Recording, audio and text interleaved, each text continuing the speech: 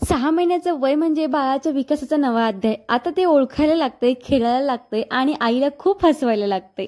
तर चला जाणून घेऊयात 6 महिन्याच्या बाळाचे माइलस्टोन आणि डेली रुटीन काय आहे. तर माझ्या बाळाचं माइलस्टोन आणि डेली रुटीन तुमच्यासोबत शेअर करते. चला. तर बा सकाळी उठल्या ना हे असे सगळे उद्योग त्याचे चालू असतात. सकाळी उठल्या तो अगदी बेडकडे इकडे तिकडे तो जायला लागला आहे.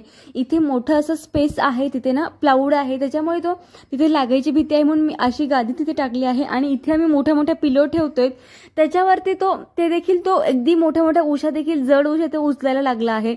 आणि सगळ्यात महत्त्वाचं म्हणजे अशी जी काही खेळणी आहेत ना तो सगळ्या अशा अगदी त्याला एक्सप्लोर करायच्या आहेत, त्या पकडायच्या आहेत, त्याला तोंडामध्ये घालायच्या आहेत. ही अगदी नॉर्मल आहे. तुम्ही पाहत असाल किती लवकर तो इकडे आलेला आहे. मी व्हिडिओ अजिबात फास्ट फॉरवर्ड वगैरे केलं नाहीये. अगदी डोळे मिटतात ना तसंच तो एवढा फास्ट आता झालेला आहे, एवढा तो ऍक्टिव्ह झालेला आहे.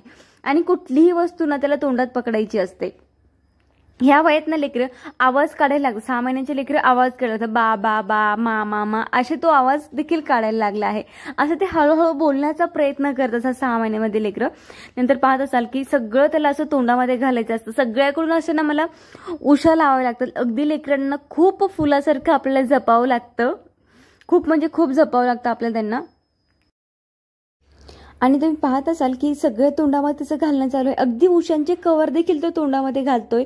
अशी भीती वाटते की बाळाला म्हणजे काही नको व्हायला वगैरे, इन्फेक्शन वगैरे, पण तो अजिबात ऐकत नाही. कितीही लक्ष ठेवलं तरी पण तोंडात वस्तू घालणं चालूच आहे.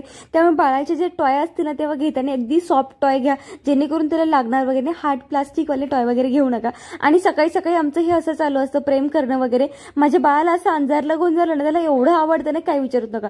जेव्हा तो सकाळी उठतो ना तेव्हाच मी त्याचा डायपर वगैरे चेंज करत असते. मग त्याने शी करू किंवा सू करू वगैरे. थंडी असेल तर मी त्याची पॅन्ट काढत नाही, थंडी नसेल तर मग फक्त डायपरवरती ठेवते त्याला. थंडी असली मग अगदी त्याला स्वेटरची पॅन्ट वगैरे घालून ठेवत असते. त्याच्यानंतर मग माझ्या आवरल्यानंतर बाळाला इथे 6 महिन्याचं बाळ झालं म्हणजे खायला बाळ लागतं आपलं. अन्न केव्हा द्यायचं बाळाला? जेव्हा बाळ 6 महिन्याचं होतं ना तेव्हा आपल्याला बाळाला अन्न द्यायचं असतं. याच्यावरती तुम्हाला डिटेल व्हिडिओ पाहिजे असेल ना 6 महिन्याच्या बाळाला काय खायला द्यायचं आहे हे नक्की सांगा, कमेंटवर सांगा. आता मी बाळाला माझ्या भाताची पेस्ट खाऊ घालत आहे, जेणेकरून बाळ त्याला भाताची पेस्ट खूप आवडते. याच्या अगोदर पण मी त्याला बऱ्याचशा वेळा भाताची पेस्ट दिली आहे. दुसऱ्या गोष्टी त्याला ना एवढ्या आवडत नाही, पण त्याला भाताची पेस्ट खूप जास्त आवडत असते.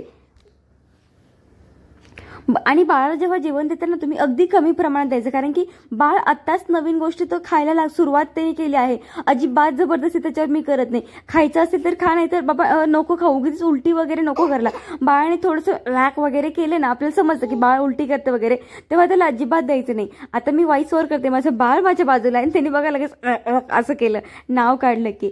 तर पहा असं आमचं बाळाला भरवताना नेहमी ना असं हसत खेळत त्याला बोलत बोलत भरवायचं आहे.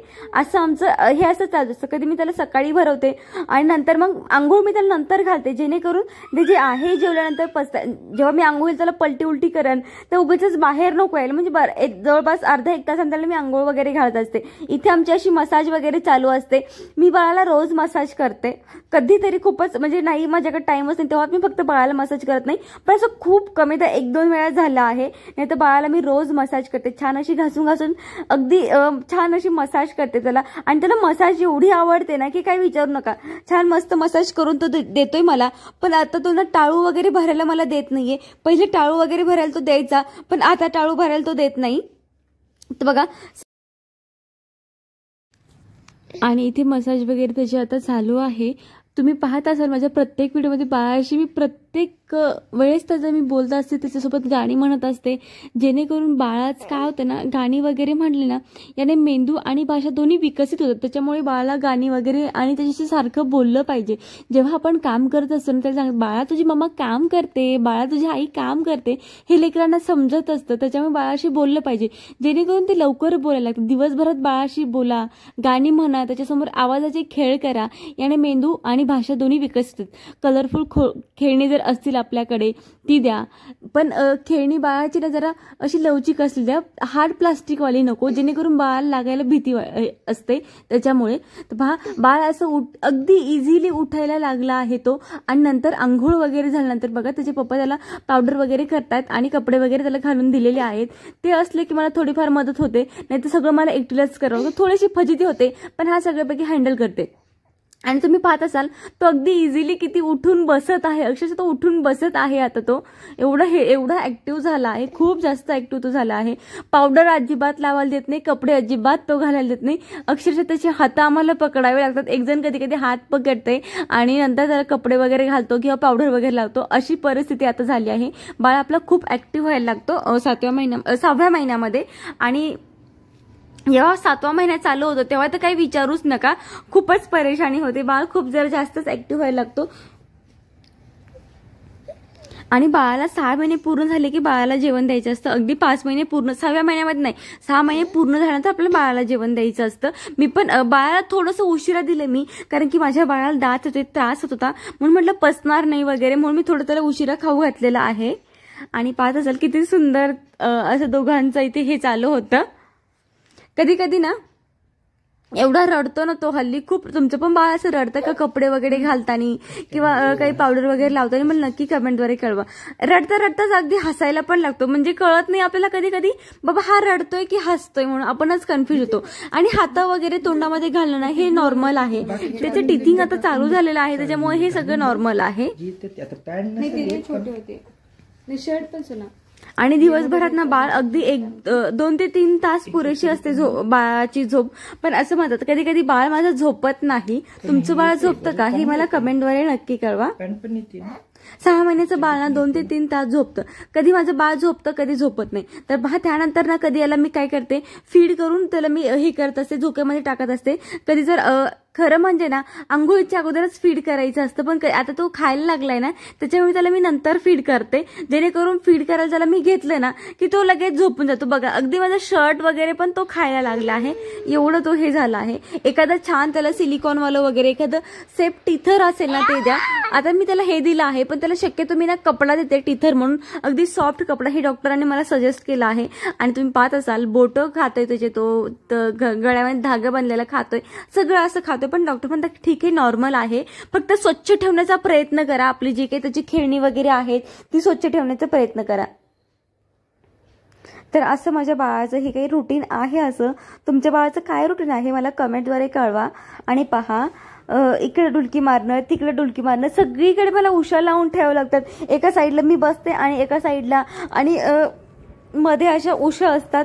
आणि रात्रीचं बाळ ना अगदी म्हणजे असतं ना कुठे जातो ना कळतच नाहीये, त्याच्यामुळे त्याला उशी पूर्ण असं पॅक करावं लागतं आणि झोपवावं लागतं त्याला पूर्णपणे. खूप लक्ष ठेवावं लागतं बाळाकडे. तुम्ही पाहत असाल ही उशी ना, माहिती नाही व्हिडिओमध्ये आलंय की नाही, पण अगदी इझिली तो ही उशी उचलतो आता. आणि आपल्या स्वतःला पण असं वाटतं की अरे ही उशी किती जड आहे आणि हा कसा उचलत असेल. बाळाला रांगू द्यायचं. बाळाला शक्य असेल ना, बाळाला असं म्हणतात की खालीच टाकायला पाहिजे, पण मला भीती वाटते की बाळ पडेल की काय खाली. तो ना डोकं असं दणकणी आदळून देतो, उठायला लागला ना तो डोकं दणकणी आदळून, त्याच्यामुळे मी त्याला खाली टाकत नाही जास्त. पण ही चूक मी करते, तुम्ही करू नका ही चूक. जर बाळाला सवय झाली ना तर असं वाटतं की बाळ लवकर रांगायला वगैरे लागतो.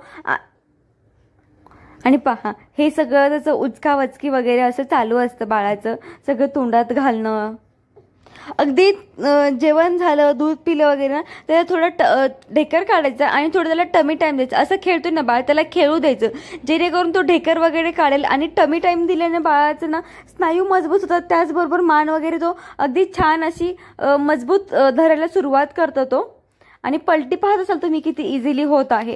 प्रत्येक बाळ वेगळं असतं, प्रत्येक बाळाची वाढ वेगळी असते, त्याच्यामुळं कुणाशी बाळाशी आपलं कम्पेअर करायचं नाहीये.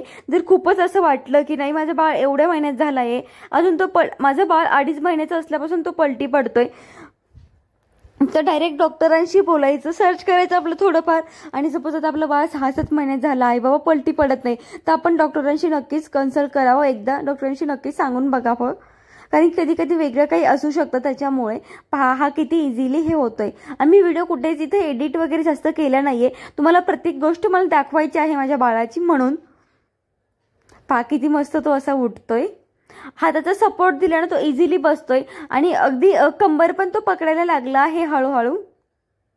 तुमचं बाळ कितव्या महिन्यात बसायला लागलं आहे मला नक्की कमेंटद्वारे कळवा. आता आमच्या बाजूचीच एक छोटंसं बाळ आहे, ते तर अगदी रांगायला पण लागलं आहे, पूर्ण घरभर किचनभर ते फिरायला लागलं आहे, पसारा काढायला लागला आहे. त्याच्यामुळे प्रत्येक बाळाची वाढ वेगळी असते, मुलींची वाढ वेगळी असते. मुली लवकर रांगायला लागतात, मुली लवकर बसायला लागतात, मुली लवकर बोलायला लागतात.